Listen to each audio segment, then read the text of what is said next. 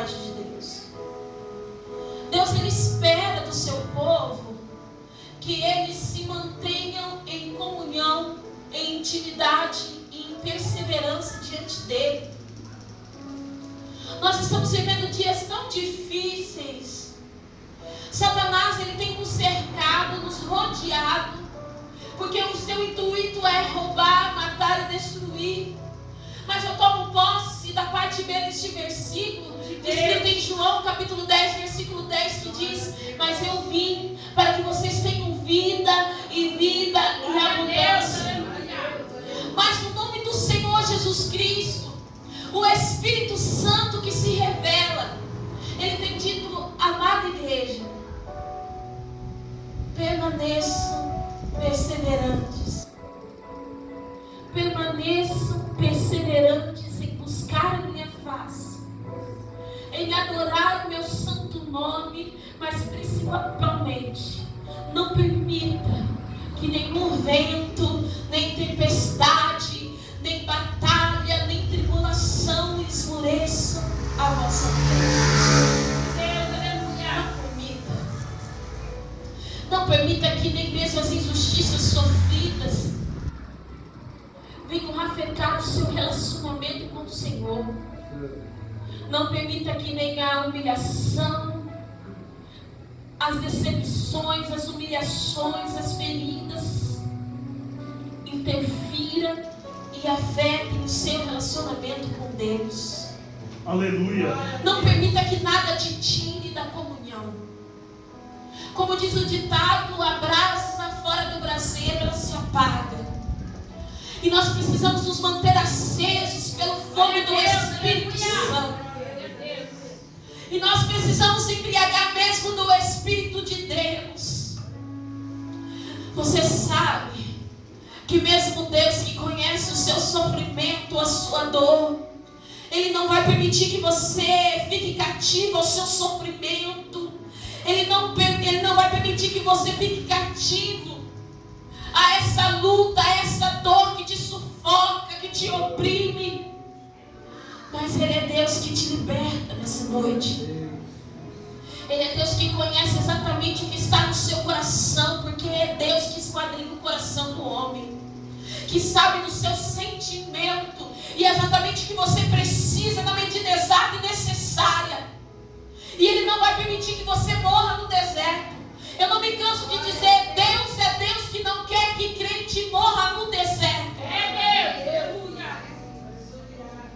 Porque Ele é Deus que nos livra no deserto. Aleluia. Deus. Aleluia. Nos livra no deserto. Eu creio. Apresente a Deus nessa noite aqui: Senhor, eu preciso da sua provisão. Mas muitas vezes, quando nós nos remetemos à provisão de Deus, nós pensamos assim: eu preciso de algo que me conceda recursos, ou bem material, ou dinheiro. Mas a provisão de Deus, ela se manifesta em sua amplitude. Nós precisamos de provisão na nossa vida profissional, sim, mas nós também precisamos de provisão na nossa vida ministerial. Nós precisamos de provisão no nosso relacionamento com os nossos filhos. Nós precisamos de provisão na nossa vida conjugal. Nós precisamos de provisão naquela vida que você ora, que você intercede, que você clama por conversão, por libertação, por restauração. E Deus é o Deus que provê, porque Ele é o Jeová Jireh. Deus não é um Deus limitado. Por isso que a provisão de Deus não se limita a bens materiais, a dinheiro, a recurso. Deus é Deus que provê. Qual a provisão que você precisa nessa noite? Permita que o Espírito Santo penetre o seu coração em profundidade e se revele a você. Guarda a palavra de Deus no seu coração. Toma posse dessa palavra e creia que Deus é Deus para você. Não permita que os dias difíceis venham embaçar a sua vista, para que você não enxergue tudo que Deus já tem preparado em seu favor, tudo que Ele já tem feito em prol da sua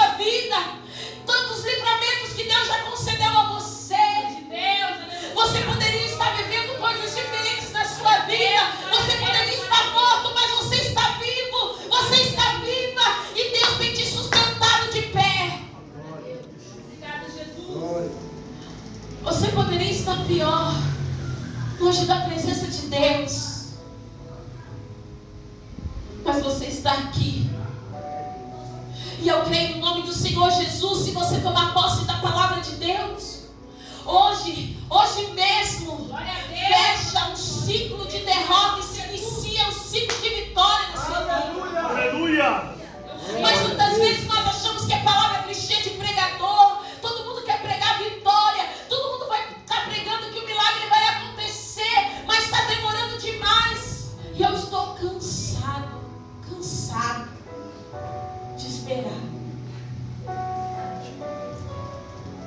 Mas Deus é um Deus que trabalha em favor daqueles que neles esperam, como testifica em Isaías 64, versículo 4. Também testifica a palavra do Senhor no livro do profeta Isaías 59, verso 1, que a sua mão não está encolhida para que não possa salvar, nem surdo o seu ouvido para não poder ouvir.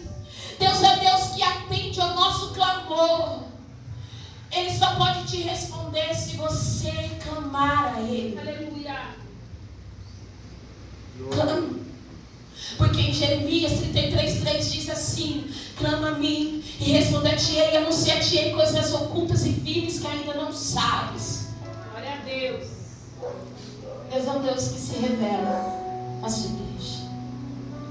Mas quando eu me reporto ao capítulo 22 do livro de Gênesis, a palavra do Senhor vai dizer de forma explícita no versículo 1: e depois dessas coisas, pôs Deus Abraão à prova. Depois dessas coisas, Deus colocou Abraão à prova. Amagassuri, Andarabachou, Fadaço. Deus, aleluia. Mas Deus, o porquê eu estou nessa prova? Eu não entendo. Porque eu tenho buscado o Senhor. Eu tenho vindo à tua casa para prestar o culto ao Senhor. Eu olho para a direita, eu olho para a esquerda e eu não vejo resultado. Eu tenho sido fiel a ti, mas o Senhor me colocou à prova. E qual é o propósito disso? Qual o propósito desta prova? Porque parece que eu vou morrer e não vou suportar tamanha dor e sofrimento. Tem momentos que eu me arrasto, eu não ando, porque eu sangro por dentro. Muitas vezes as pessoas têm olhado a minha aparência, mas não têm visto como eu estou por dentro. Mas a sua palavra me diz, Senhor, no Salmos 46, o Senhor é o meu socorro no momento oportuno. Sabe o que significa isso? Que o Senhor é meu socorro no momento oportuno? Porque a sua palavra diz no Salmos 46 que o Senhor é meu refúgio, fortaleza, socorro, bem presente na tribulação. Aleluia. Por isso que o teu Deus é o teu socorro no tempo oportuno. Verdade, Deus. Também no Salmo 121 ele vai dizer: eleva os meus olhos para o monte, de onde me virá o socorro? O meu socorro vem do Senhor que fez os céus e a terra. Mas eu preciso entender, Deus me colocou à prova e eu não estou entendendo. Deus está dizendo: você não precisa entender, mas precisa confiar. Glória a Deus. Você não precisa entender, mas você pode confiar que Deus não vai te deixar morrer. Aleluia. Deus não vai te deixar ser derrotado, fracassado. Ele não vai deixar que o inimigo vença sobre você. Mas existe um propósito em sua vida. Eu sempre digo que Deus não desperdiça nada, nem o nosso sofrimento. Mas o Espírito de Deus que se revela à igreja está dizendo: você pode estar na prova, mas a prova não vai te vencer. Aleluia! Glória a Deus. Glória a Deus. A palavra do Senhor vai dizer em Tiago, capítulo 1, versículo 2 e 3. Meus irmãos, considere motivo de muita alegria passares por muitas provações, pois sabem que quando a vossa fé é provada, ela produz perseverança. Oh, glória, aleluia. Poderoso. Meu Deus. E é interessante que no versículo 2 do capítulo 22 do livro do Gênesis, a palavra do Senhor vai dizer assim, olha, acrescentou, porque Deus colocou a prova e acrescentou dizendo, Abraão, entrega o teu único filho a mim em sacrifício. Mas como discernir que isso vem de Deus? Como Abraão pode ter a convicção de que aquilo que lhe estava sendo falado a ele era mesmo de Deus? Porque Isaac era filho da promessa. Ele esperou tanto tempo para desfrutar daquilo que Deus lhe tinha prometido. Será mesmo que foi Deus que me disse isso? Como Abraão poderia ter a convicção de que era Deus que estava falando com ele? A palavra do Senhor vai dizer em 1 Coríntios capítulo 2, versículo 14. Olha, o homem natural não pode discernir as coisas de Deus, porque lhe parecem loucura. Pois as coisas de Deus só podem ser discernidas espiritualmente. Só pode discernir o que é do Espírito, quem está em Espírito. Glória a Deus. A palavra do Senhor vai dizer também algo que se revela de forma muito importante. Em Tiago capítulo 2, versículo 23, que para o cumprimento das Escrituras, Abraão creu em Deus e isso lhe foi imputado por justiça e ele foi chamado amigo de Deus. É, Jesus. Abraão só pôde discernir que era Deus lhe pedindo o seu filho em sacrifício, porque Abraão era amigo de Deus. Glória a Deus. Só um amigo tem intimidade.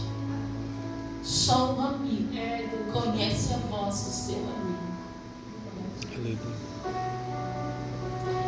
Abraão era amigo de Deus.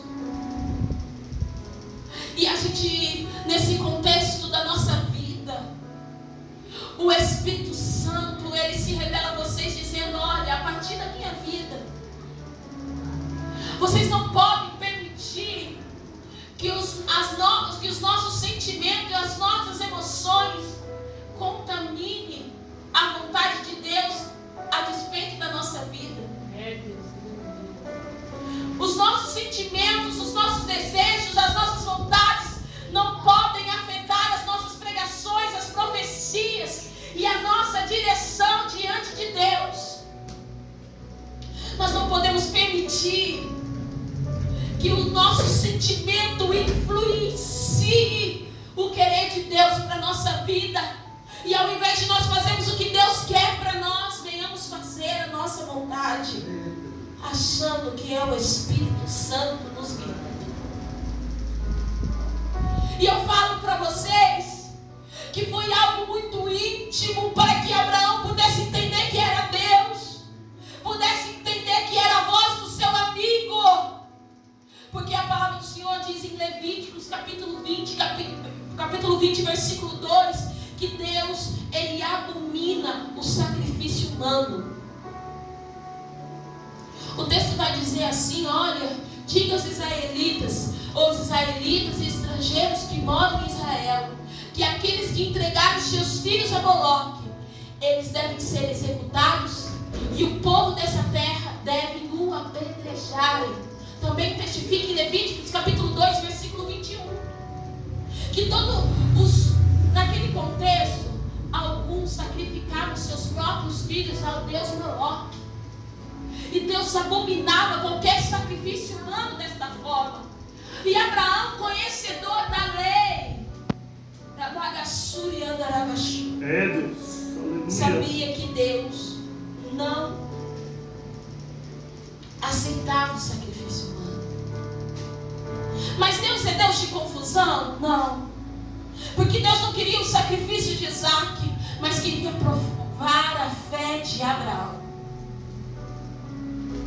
E era por isso que, mediante o discernimento espiritual, Abraão entendeu que era a voz de Deus falando para ele: entrega o seu filho a mim, e em sacrifício. É interessante que quando ele deixa os seus servos e vai a caminho com o seu filho, com a lenha e com o fogo, e o seu filho vai dizer: pai, a gente está com a lenha aqui e o fogo, mas cadê o carneiro para o sacrifício? Meu Cadê o Deus, animal aleluia. para o sacrifício? Abraão vai responder: Deus vai prover. E da mesma fé e convicção, ele vai dizer aos servos, antes de seguir caminho com Isaac: olha, fique aqui, porque depois nós dois vamos voltar. Aleluia. Abraão estava entendendo o mistério que Deus tinha com ele. Deus tinha pedido o seu filho em sacrifício, mas ele sabia que ele ia voltar de alguma forma. Se Deus não provesse como proveu o carneiro, como proveu o animal para o sacrifício, ele sabia que se ele picasse o filho dele em sacrifício, Deus também poderia ressuscitá-lo, mas ele iria voltar com o filho da promessa de volta para casa. Aleluia. A gente não entende a forma que Deus pode operar o milagre da nossa vida. A gente só precisa crer. Eu não sei como que Deus vai fazer, mas eu vou crer que Deus vai agir em meu favor. Eu sei que nem homens, nem potestade, nem principado vai impedir o agir de Deus na minha vida. Aleluia. Abraão creu. Abraão creu. Era seu único filho. Deus, aleluia. Deus pediu. Santo. Abraão não hesitou. Ele seguiu a terra de Moriá e foi até o monte onde Deus pediu para que ele viesse sacrificar Isaac. Aleluia. E você?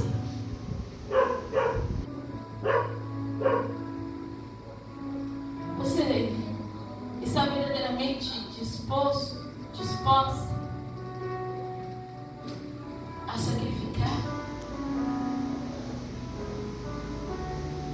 a renunciar a sua vontade, o teu querer?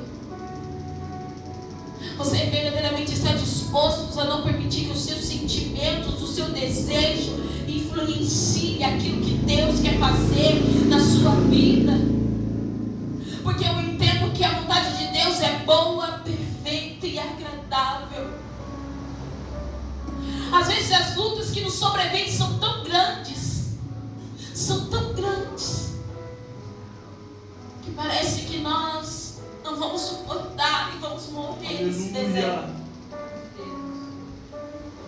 E no nome do Senhor Jesus Cristo, nós precisamos entender que Deus é um Deus que é o único que pode nos dar o socorro na medida exata e necessária.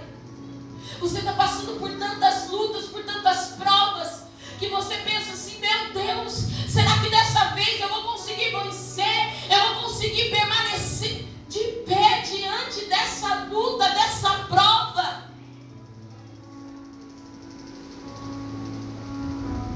Deus, como testifica no livro do Gênesis, capítulo 22, versículo 13, que quando Abraão ergueu os olhos, ele viu um animal no arbusto, amarrado pelo chifre, porque Deus proveu.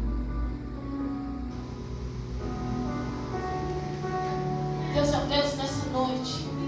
Aleluia, Jesus. Que Ele trabalha além daquilo que nós possamos pedir a Ele.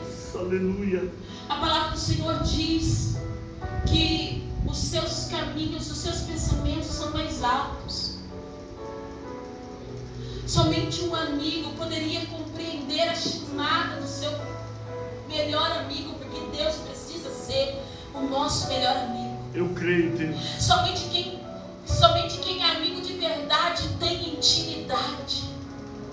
Aleluia. Deus é um Deus que quer se relacionar conosco, que não quer que nós nos movamos pela mesmice espiritual, pelo comodismo. Não quer que a gente venha apenas se arrastando ao templo e à casa do Senhor, achando que a gente não tem mais saída, não tem socorro, como se o culto fosse um ritual litúrgico e não uma prestação de culto a Deus. Aleluia, Jesus. Você vem ao culto apenas para buscar a resposta, não para cultuar a Ele e crer que é o Deus que te dá a resposta. Eu vou cultuar ao Deus que me responde, porque eu sigo um Deus fiel, que Ele me diz em Deuteronômio capítulo 28, versículo 2, que se eu observar os seus mandamentos, os seus estatutos, toda sorte de bênção me alcançará. Glória a Deus. Aleluia. Glória a Deus. Muitas vezes nós temos insistido em permanecer na mesmice, querendo resultados diferentes, querendo a resposta de Deus, mas eu também não me posiciono, eu não mudo.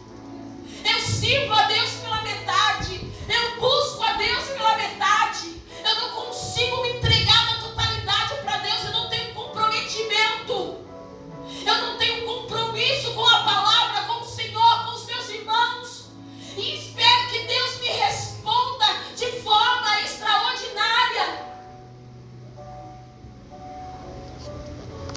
Deus é um Deus que quer se revelar na igreja, para que a igreja se posicione em adoração, se movendo em espírito, em verdade. Abraão só pôde desfrutar do milagre da provisão de Deus em todo o tempo, desde o versículo 1 do capítulo 22, que ele disse: Deus colocou Abraão à prova, pediu para que sacrificasse o teu filho, mas no momento ele duvidou que Deus poderia fazer. Deus não é um Deus que quebra princípios, ele sabia que Deus não aceitaria um sacrifício humano, porque Deus, na sua palavra, já testificava que ele abominava o sacrifício humano. Ele sabia que Deus não é um Deus que quebra o seu próprio princípio, não é um Deus que negocia valor. Aleluia. Muitas vezes nós estamos sofrendo, perecendo por não conhecer a palavra, por nos mover pelos nossos sentimentos, pelos nossos desejos e não pela vontade de Deus.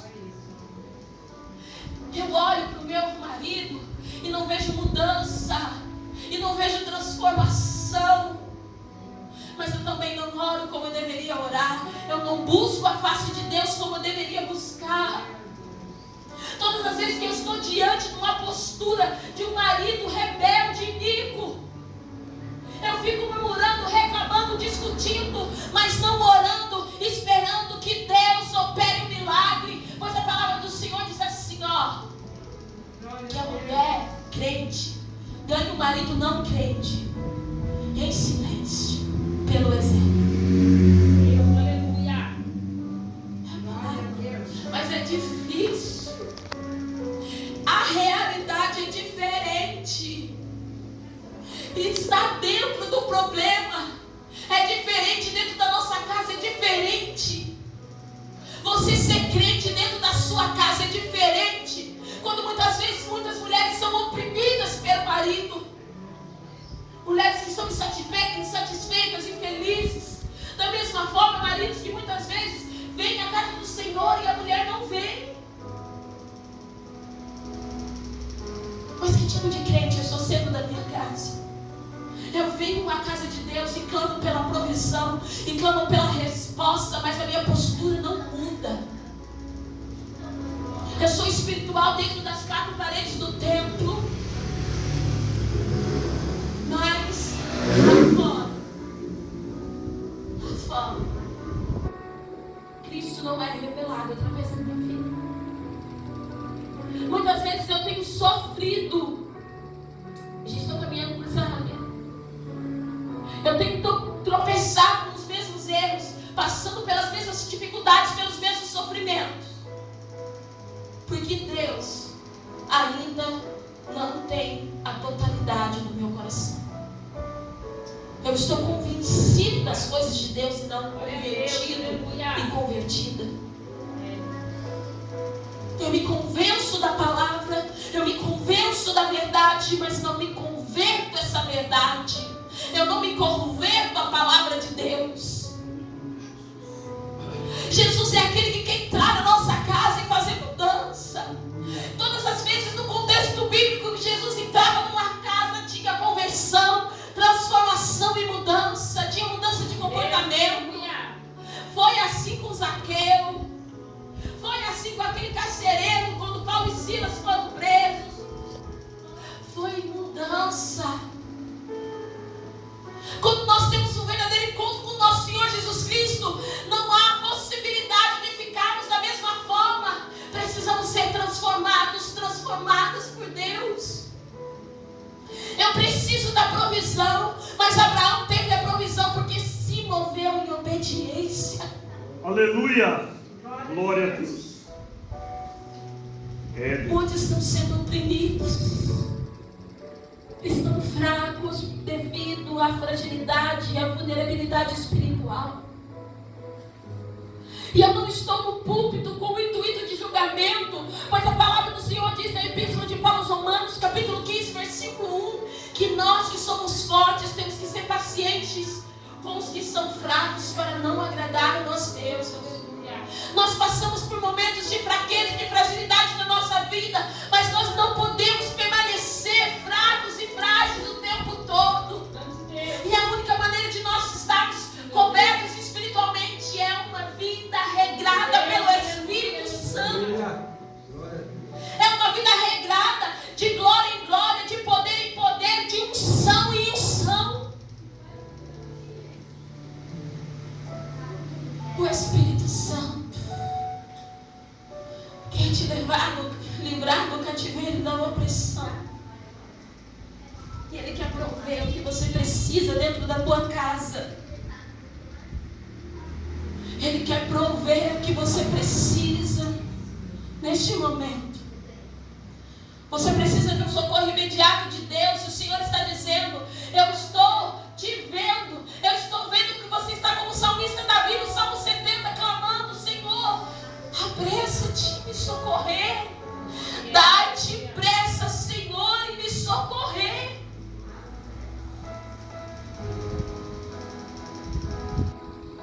Às vezes, você não conseguiu ver os resultados, porque até agora você não entendeu que é Deus que te colocou nessa prova e está falando que é o inimigo que está furioso. Aleluia, Jesus. Deus está provando a sua fé. Aleluia. Deus, Ele quer te colocar em um lugar de honra e não de desonra. Glória a Deus. Ele quer ir de encontro com a sua necessidade nesta noite e te dar a resposta que você precisa. Como diz a letra da canção: cada vez que a minha fé é provada, tu me dás a chance de crescer um pouco mais. As montanhas e vales, desertos e mares que atravesso me levam pra perto de ti. Minhas provações não são maiores que o meu Deus e não vão me impedir de caminhar. Se diante de ti não se abrir o mar, Deus vai me fazer andar por sobre as águas.